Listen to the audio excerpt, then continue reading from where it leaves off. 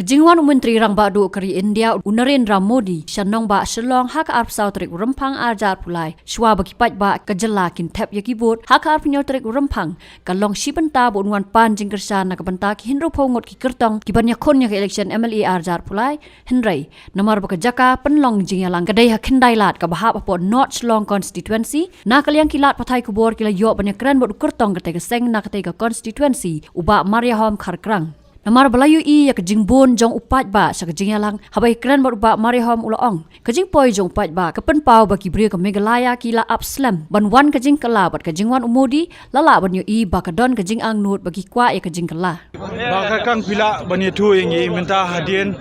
jong kejingwan ke jong Menteri Rang Badu jong Kari Narendra Modi kamtam bani po constituency ke jong pi kai kumno hado kalai men sim pi hado kan no habe de bakane ke election pi ki brio ne po Meghalaya kila abla slem palat an ki snem mentali ki san snem ki rio snem kila I kumno kala job ke state ke jongi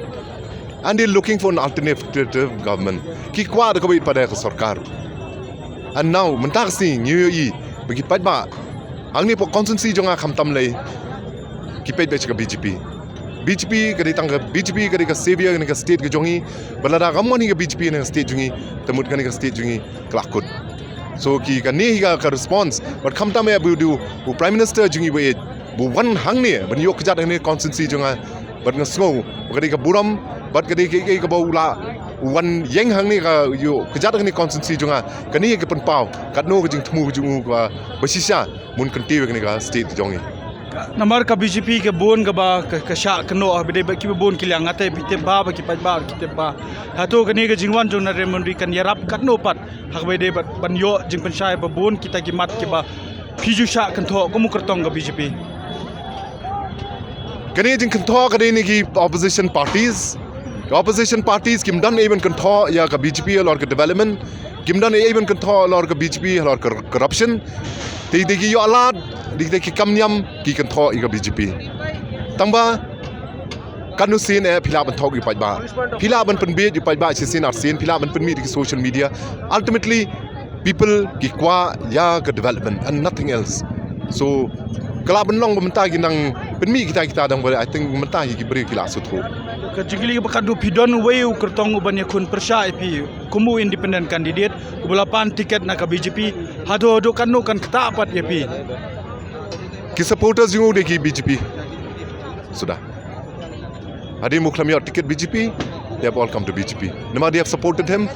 malai ba girang thumu girang perkhat bunyo BJP ticket so they are BJP workers ka jingkular ka TMC na ka benta ka Meghalaya ka jingpintik na ya ka laway ba pranay an ai jingarap khat ara jarting ka shisnam shaman na kilong yeng jong ki khinna ki bapuliya ki school sarkar na markata ka TMC kan ai shilak tali ki laptop shabaro ki higher secondary bar ki khinna puli college ban krishan ya ka puli puthi ka baminta hakane ka apnyo trek urempang jan ya ka sap jong phi haki artli ki sentio bat krishan ya ka Meghalaya TMC